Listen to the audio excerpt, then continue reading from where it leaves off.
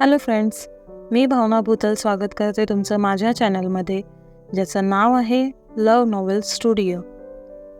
चला तर मग स्टोरीला सुरुवात करूया. पण त्याआधी चॅनलला सबस्क्राईब केलं नसेल तर सबस्क्राईब करा आणि बेल आयकॉनवरती क्लिक करा. कथेचं नाव आहे ताल, एक राजनैतिक बंधन. लेखिका भावना भूतल, व्हिडिओ एडिटर सोनाली जाधव. भाग 61. कोणाची मुलगी आहे ती? अंजलीने संग्रामला प्रश्न केला. संग्राम फक्त तिच्याकडे बघण्याचं काम करत होता. सागी, मी काहीतरी विचारते तुला. कोणाची मुलगी आहे ती? अंजली संग्रामची कॉलर धरतच त्याला प्रश्न करू लागली. एकदा तिच्याकडे नीट बघ, मग तुला तुझी उत्तरं भेटून जातील, संग्राम म्हणाला. आपली चिमणी? अंजलीने डोळ्यातून पाणी काढतच त्याला विचारलं. आता पुढे. आतापर्यंत आपली होती, पण तुझं आजचं बिहेवियर बघून आता ती फक्त आमची आहे असं आम्हाला वाटतंय. ही तुझी फीज, म्हणत 2000ची नोट संग्रामने अंजलीच्या हातात टेकवली. संग्रामने हातात टेकवलेली नोट अंजलीच्या हातातून खाली पडली. त्याच्या कॉलरभोवती धरलेला हात एखाद्या झाडाचं एखादं पान गळून पडावं तसा गळून पडला. क्षणभर हॉस्पिटलमध्ये श्वास घेण्यासाठी धडपड करणारी तिची ती नाजूकशी चिमणी तिच्या नजरेसमोर तरंगली. भूतकाळातील त्या कडू आठवणी तिच्या डोळ्यात पाणी आणून गेल्या. संग्रामने तिचा हात पकडत तिला जवळ ओढलं. तिच्या कमरेभोवताली हात नेत त्याने तिला आणखीन जवळ ओढले. हवा सुद्धा दोघांच्या मधून जाणार नाही अशा पद्धतीने दोघे एकमेकांना चिकटून होते. आम्हाला तू रडलेला आवडत नाही, ही गोष्ट विसरली असशील म्हणून आठवण करून देतोय. ज्या गोष्टीमुळे तू आमच्यापासून लांब झाली ती गोष्ट आम्ही तुझ्याकडे परत आणून दिली. बघ, एक आई म्हणून तुला तिचं मन जिंकता आलं तर. आणि ही रिंग, म्हणत त्याने तिचा उजवा हात हातात पकडला. हात अगदी त्याने ओठांजवळ आणला. तिच्या हातांवरून त्याचे ओठ फिरत होते. कित्येक वर्षांनी अंजली त्याच्या ओठांचा तो स्पर्श अनुभवत होती. डोळे गच्चपणे तिने मिटून घेतले होते, तसं डोळ्यातून पाणी ओघळून गेलं. संग्रामने तिच्या मरंगळीत फसलेली अंगठी खेचून काढली. एक हलकीशी जळजळ तिला बोटातून जाणवली तसं तिने संग्रामला दूर लोटलं. स्टॉप दिस, कंठातून शब्द बाहेर फेकतच ती म्हणाली. संग्राम पुन्हा तिच्या जवळ आला. तिच्या दंडाला पकडत त्याने तिला पाठी असणाऱ्या भिंतीवर टेकवलं. तिच्या भोवताली हाताचा पिंजरा घालत त्याने तिला त्यात बंदिस्त केलं. तू फक्त आणि फक्त आमची आहेस. तुझ्यावर फक्त आणि फक्त आमचा अधिकार आहे. आम्हाला गुन्हेगार बनायला भाग पाडू नकोस. ओठ अगदी तिच्या ओठांजवळ आणतच तो म्हणाला. अंजलीचे हात त्याच्या छातीवर येऊन टेकले. ह्या वेळेला तुझ्या ह्या राजकारणी स्वभावात मी नाही फसणार. त्याच्या नजरेला नजर मिळवतच अंजली म्हणाली. पुन्हा एकदा विचार कर, उगाच पुढे जाऊन पस्तावशील. तसंही तुला इतर कुणासोबत आम्ही नाही पाहू शकत. आम्ही आमची चूक सुधारण्याची एक संधी मागतोय तुझ्याकडे. संग्राम तिच्या कपाळावर स्वतःचं कपाळ टेकवतच म्हणाला. तिला स्वतःच्या बोलण्यात तो अडकवू पाहत होता. खूप संधी दिलेल्या, पण प्रत्येक वेळेस तू तोंडावर पाडलायस आम्हाला, म्हणत अंजलीने स्वतःचं तोंड डावीकडे केलं. संग्रामने तिची हनवटी धरत पुन्हा तिचा चेहरा स्वतःच्या नजरेसमोर धरला. परिस्थिती तशी होती. आम्हाला असं वाटतंय की तुला स्वतःला त्या परिस्थितीसोबत जुळवून घेता नाही आलं. तू सुद्धा कुठेतरी कमी पडलीस. तुझ्यासाठी आम्ही राजकारणातून सुद्धा बाहेर आलेलो, पण पूर्णपणे बाहेर पडणं आम्हाला शक्य नाही झालं, कारण प्रश्न आमच्या भावाचा होता. संग्राम स्वतःच्या चुकांचं स्पष्टीकरण देतच म्हणाला. मला परत तुझ्यात नाही अडकायचंय, अंजली म्हणाली. हे तुझं नक्की ठरलंय? संग्रामने तिला विचारलं. हो, संग्रामच्या नजरेत नजर मिळवत अगदी रोखठोकपणे ती म्हणाली. संग्राम तिच्या नजरेत स्वतःबद्दल दिसणारा तिरस्कार काही क्षण बघतच राहिला. शेवटी ना राहून त्यानेच तिला झिडकारलं आणि तिच्यापासून लांब झाला. तिला पाठमावरा तो उभा राहिला. तिच्या मरंगळीतून ओरबडून काढलेली अंगठी त्याने टेबलावर ठेवली. दरवाजा उघडून कोणीतरी आत येतंय असं दोघांनाही जाणवलं. दोघांनीही स्वतःच्या डोळ्यांवरून हात फिरवले. मोठे पप्पा, राजचा नाजूकसा आवाज संग्रामच्या कानी पडला. राज अंजलीकडे एकटक पाहू लागला आणि पळतच संग्रामला येऊन बिलगला. काय झालं? संग्रामने त्याला उचलून घेतच विचारलं. दुसऱ्या डॉक्टरकडे जायचं बोलले ना तुम्ही? राजने त्याला विचारलं. तुझ्या आईने एक्सरेचं बिल वगैरे भरलं ना? संग्रामने प्रश्न केला. ते तर कधीच भरलं, पण एक प्रॉब्लेम झालाय. राज गंभीर होतच म्हणाला. काय झालं? त्याने चेहऱ्यावर आणलेले गंभीर भाव बघून संग्राम सुद्धा घाबरला. ती आई मला शाळेत सोडायचं बोलते. छकुली अशी आजारी असताना माझं शाळेत लक्ष लागणार नाही का? राज म्हणाला. तुला पण शाळेत जायला आवडत नाही काय? संग्रामने विचारलं. राजने नाही म्हणून मान डोलवली. व्हेरी गुड, संग्राम म्हणाला. तुम्हाला पण नाही आवडायचं का? राजने विचारलं. मला तर आवडायचं, तुझ्या बाबाला अजिबात आवडायचं नाही. आमच्या आईसाहेब अगदी थकून जायच्या त्याच्या मागे पळून. आज मला असं वाटू लागलंय की तू सुद्धीराजचाच मुलगा आहेस. म्हणजे माझी तर खात्रीच पटली. अशीच कारणं शोधायचं तो शाळेत न जाण्यासाठी. आम्हाला अशी कारणं अजिबात आवडत नाहीत. आज तू शाळेत जातोयस, संग्राम त्याला म्हणाला. माझी आज ना कंबर दुखते, थोडं थोडं डोकं पण दुखतंय. राज रडवे भाव चेहऱ्यावर आणतच म्हणाला. इंजेक्शन घेतल्यावर लगेच बरं वाटेल. डॉक्टर इथेच आहेत, सांगू इंजेक्शन द्यायला? संग्राम म्हणाला. राजने घाबरतच नाही म्हणून मान डोलवली. त्याचं लक्ष अंजलीकडे गेलं. मला ही डॉक्टर आंटी नाही आवडली. तुम्हाला ओरडत होती ही. आपण छकुलीसला दुसऱ्या डॉक्टरकडे घेऊन जाऊयात, राज म्हणाला. ते तर जाऊयात, पण तिचे रिपोर्ट्स पण घेऊयात ना, म्हणत संग्रामने टेबलवर पडलेले सानिध्याचे रिपोर्ट्स घेतले. परत ह्या क्लिनिकमध्ये आपण चुकून सुद्धा यायचं नाही, ओके? संग्राम राजला म्हणाला. त्याच्यासोबत बोलत असतो तिथून जाऊ लागला. ओके, राज म्हणाला. तिला ऑपरेशनची गरज आहे. तू तिची जेवढी हालचाल करणार तेवढा तिला त्रास होणार. आपल्यातला राग, आपल्यातली ही भांडणं बाजूला ठेव आणि तिच्यावर ट्रीटमेंट मला करू दे, अंजली म्हणाली. संग्राम शांत बसून राहिला. मी माझ्या सिनियर डॉक्टरांना बोलवून घेते, चिमणीला ॲडमिट करून घे. आणि तू अजिबात हॉस्पिटलमध्ये थांबायचं नाहीस, गप्पपणे शाळेत जायचंस, नाहीतर मी खरंच इंजेक्शन देईल तुला, अंजली राजला दम दाखवत म्हणाली. आम्हाला तर वाटतंय की तू ह्याला इंजेक्शन देऊनच टाक. कालपासून माझ्या चिमणीला नुसती इंजेक्शनची भीती दाखवत होता, संग्राम म्हणाला. मी तर तिची काळजी घेत होतो. इंजेक्शन घेतल्यावर बरं वाटतं लगेच. मला पण दिलेलं डॉक्टरांनी म्हणून मी बोललो. आणि आता तर मी शाळेत पण जाणार आहे, मग मला इंजेक्शन कशाला? राजने घाबरतच विचारलं. रोज न रडता शाळेत जाणार ना? अंजलीने थोडा राग दाखवतच विचारलं. राजने जबरदस्ती हो म्हणून मान डोलवली. गुड, मग आज तुला इंजेक्शन नाही देत मी, अंजली म्हणाली. राजने गोड हसून तिला दाखवलं. राज, आद्या संग्रामला आवाज देत केबिनमध्ये आली. छकुली आत्याच्या खांद्यावर गाढ झोपली होती. संग्राम तिला घ्यायला जाणार तोच अंजलीने तिला स्वतःजवळ घेतलं. कम विथ मी, म्हणत अंजली कॅबिन बाहेर पडली. भाई, हा खूप त्रास देतोय. मी ह्याला स्कूलमध्ये सोडते आणि परत येते, आद्या म्हणाली.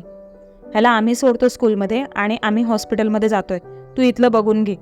गरज लागली की फोन कर आम्हाला, संग्राम म्हणाला. काल रात्री मी नंबर लावलेला, तू मोठ्या पप्पांचा आहे, सेव्ह करून ठेव, राज म्हणाला. तुझ्या सूचना देऊन झाल्यात का? संग्रामने विचारलं. राजने नाही म्हणून मान डोलवली. अजून काय बाकी आहे? संग्रामने विचारलं. डबा दिलाच नाही आईने. मला तर आत्ताच भूक लागलीये, राज केविलवाना चेहरा करतच म्हणाला. आपण बाहेरून काहीतरी घेऊयात, संग्राम त्याला म्हणाला. बाय आई, राज म्हणाला. आद्याने त्याला बाय केलं. राजला घेऊन संग्राम क्लिनिक बाहेर पडला. छकुलीला होणारा त्रास त्याच्याने बघवला जाणार नव्हता म्हणून तो तिथून बाहेर पडला. इथे डॉक्टर अंजली खूप वेळ छकुलीकडे बघत होती. तिच्या अंगावरील कपडे उतरवत तिला क्लिनिकमधला युनिफॉर्म घालत होती. सोबत आध्यासुद्धा होती, जी डॉक्टर अंजलीच्या चेहऱ्यावरील भाव टिपत होती. तुमच्यावर गेलेही, स्वभाव मात्र तुम्हा दोघांपैकी एकाचा सुद्धा नाही घेतला तिने. खूप शांत आणि गोड आहे, आध्या म्हणाली. पण अंजली शांत बसून राहिली. शरीराभोवती होणारी चुळबुळ आणि कमरेतून हलक्या हलक्या जाणवणाऱ्या कळाने छकुलीची झोपमोड झाली. बाबा, रडतच ती हुंदके देत उठली. डोळे उघडून तिने आजूबाजूला पाहिले. तू लवकर बरी झाली की बाबा न्यायला येणार तुला. मला जस्ट फोन आलेला त्याचा, अंजली सानिध्याला म्हणाली. आम्हाला बोलायचंय त्याच्यासोबत, त्याला फोन लावून दे ना, सानिध्या म्हणाली. आपण दोघे मिळून त्याला सरप्राईज देऊयात, आपलं सरप्राईज रेडी झालं की आपण त्याला फोन करून बोलवून घेऊयात, चालेल? अंजलीने विचारलं. सानिध्याने नाही म्हणून मान डोलवली. का नाही चालणार? अंजलीने प्रश्न केला. बाबासाठी मीच सरप्राईज आहे, त्याला बाकीचे सरप्राईज नाही आहे उलट, सानिध्या म्हणाली. अंजलीने आद्याकडे पाहिले. डोळ्यातून पटकन पाणी काढलं होतं तिने. हिचा बाबा कुठे आहे? अंजलीने विचारलं. छकुलीसुद्धा आद्याकडे पाहू लागली. आद्याने छकुलीकडे बघत शांत राहणं पसंत केलं, पण नंतर टी व्हीवरील ती ब्रेकिंग न्यूज तिच्या डोक्यात आली. ते हॉस्पिटलमध्ये, बोलता बोलता अंजली मध्येच थांबली. आद्याने हो म्हणून मान डोलवली. अंजलीचा चेहरा थोडा गंभीर झाला. बाबा कुठे आहे? छकुलीने आद्याला प्रश्न केला.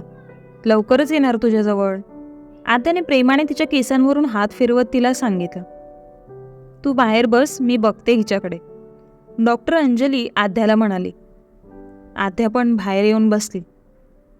छकुलीवर ट्रीटमेंट करायला सुरुवात झाली होती. थेट 2 दिवसांनी छकुलीची व्हर्टिब्रोप्लास्टी सर्जरी झाली होती. पाठीचं दुखणं तिचं पूर्णपणे बरं झालं होतं. खरं तर लगेचच तिला डिस्चार्ज मिळायला हवा होता, पण अंजलीने तिला थांबवून ठेवलं होतं. न चालल्यामुळे कमजोर झालेल्या पायात पुन्हा ताकद टाकण्याचा प्रयत्न तिचा सुरू होता. अंजलीसोबत छकुली चांगली गट्टी जमली होती, पण सिडची आठवण आली की छकुली शांत बसून राहायची.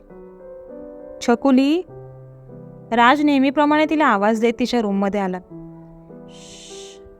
अंजलीने ओठांवर चाफेकळी ठेवत राजला शांत केलं. छोटंसं तोंड करत राज तिच्याकडे पाहू लागला. बाकीच्या पेशंटला त्रास होईल, एकदम हळू आवाजात बोलायचं, अंजली म्हणाली. राजने हो म्हणून मान डोलवली आणि बेडवर चढून बसला.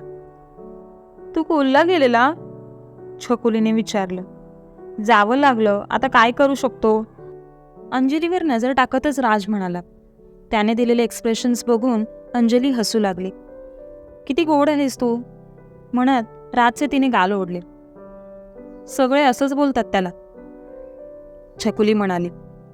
खरंच? अंजलीने विचारलं. राजने लाजतच हो म्हणून मान डोलवली. नंतर काहीतरी आठवलं तसं हातातील पिशवी त्याने स्वतःसमोर धरली. आईने ना फ्रूट्स दिलेत तुला, म्हणत एक मोठासा डबा त्याने बाहेर काढला आणि अंजलीकडे दिला. खोलून दे ना प्लीज, राज सूर लावतच म्हणाला. अंजलीने डबा खोलून दिला. वेगवेगळ्या फळांनी डबा भरला होता. राजने संत्र्याची एक फोड उचलली आणि ती चाकून बघितलं. गोड आहे, हे खाऊ शकतेस तू, म्हणत उष्टी फोड त्याने छकुलीसमोर धरली. छकुलीने त्याच्या हातातून ती फोड घेऊन तोंडात टाकले. गोड होती ना? राजने विचारलं. मत्त होती, अजून पाहिजे, छकुली म्हणाले. धर, म्हणत राजने तिच्यासमोर डबा ठेवला. तिच्यासोबत तो सुद्धा डब्यातील फळं चाकू लागला. तू पण घे ना, गोड आहे. छकुलीने अंजलीसमोर संत्र्याची फोड धरली. तू खा, प्रेमाने तिच्या केसांवरून हात फिरवतच ती तिला म्हणाली. ही जास्त गोड आहे, ही खाऊन बघ, म्हणत राज स्वतःने उष्ट केलेलं संत्र अंजलीला जबरदस्ती भरवू लागला. तिला त्याचं मन मोडावंसं वाटलं नाही. खूपच गोड आहे रे, तुम्हा दोघांसारखी, अंजली म्हणाली. दोघेही हसू लागले. तू एकटा आलास का? अंजलीने विचारलं. आई आलीये, मोठ्या पप्पांसोबत फोनवर बोलते, राज म्हणाला. मला पण मोठ्या पप्पांसोबत बोलायचंय, छकुली म्हणाली. मी लगेच फोन घेऊन येतो, तू रडू नकोस, म्हणत राजने बेडवरून उडी मारली. अरे पडशील ना, अंजली म्हणाली. तो तर ह्याच्यापेक्षा पण मोठी उली मारतो. हो ना लाज, छकुली म्हणाली. लाज नाही ग बाई, राज. तू लाज बोलली तर डॉक्टर इंजेक्शन देणार तुला. तू आधी बोल मला, कळलं? राज दम देतच म्हणाला. मी विसरते ना, छकुली छोटंसं तोंड करतच म्हणाली. आता परत विसरली की मग डॉक्टर इंजेक्शन देणार, राज म्हणाला. इंजेक्शन तर मी देणार, पण जो सारखं सारखं इंजेक्शनचं नाव काढतोय त्याला देणार, डॉक्टर अंजली म्हणाली. त्यापेक्षा मी मोबाईल घेऊन येतो, मला नकोय इंजेक्शन, म्हणत राज पळतच बाहेर गेला. छकुली आणि अंजली मिळून त्याला हसू लागले. मी भरवू तुला, अंजलीने विचारलं. छकुलीने हो म्हणून मान डोलवली. अंजली प्रेमाने तिला भरवू लागली.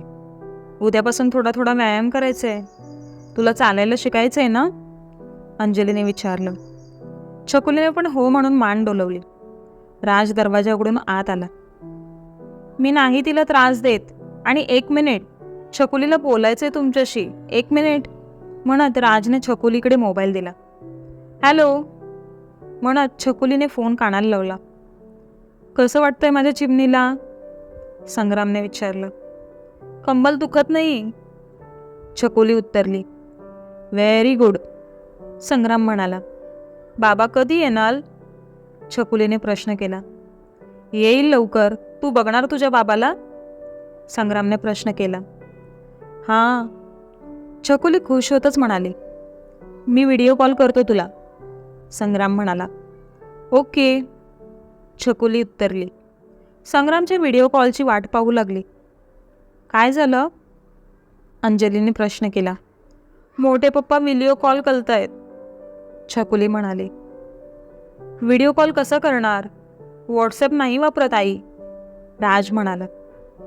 मग मी बाबाला कशी बघणार? छकुलीने ओढ दुमडतच विचारलं. ह्या फोनवरून कॉल कर, डॉक्टर अंजलीने स्वतः मोबाईल देतच म्हटले. कसा कॉल लावू? सानिध्याने विचारलं. दे, मी लावून देतो, म्हणत राजने तिच्या हातातून मोबाईल काढून घेतला. नजर अगदी बारीक करतच तो एका मोबाईलमधून दुसऱ्या मोबाईलमध्ये काहीतरी करत होता. मी लावून देऊ? डॉक्टर अंजलीने विचारलं. येतं मला, म्हणत राजने संग्रामला फोन लावला. हॅलो मोठे पप्पा, राज म्हणाला. आम्ही विसरलोच होतो की तुझी आई व्हॉट्सॲप वापरत नाही ते, संग्राम म्हणाला. मी सांगितलेलं काय तुम्हाला? राजने विचारलं. तू तर खूप काय काय सांगितलेलं, पण आम्ही विसरलो ना, संग्राम म्हणाला. आम्हाला सीडला बघायचंय, छकुली म्हणाली. तो बघ तुझा सीड, संग्रामने सीडच्या दिशेने कॅमेरा वळवला. राज आणि छकुली डोळे मोठे करतच एकमेकांकडे पाहू लागले आणि नंतर दोघांनीही स्वतःच्या नजरा मोबाईलमध्ये टाकल्या. क्रमशः. लवकरच भेटू पुढील भागात. तोपर्यंत धन्यवाद.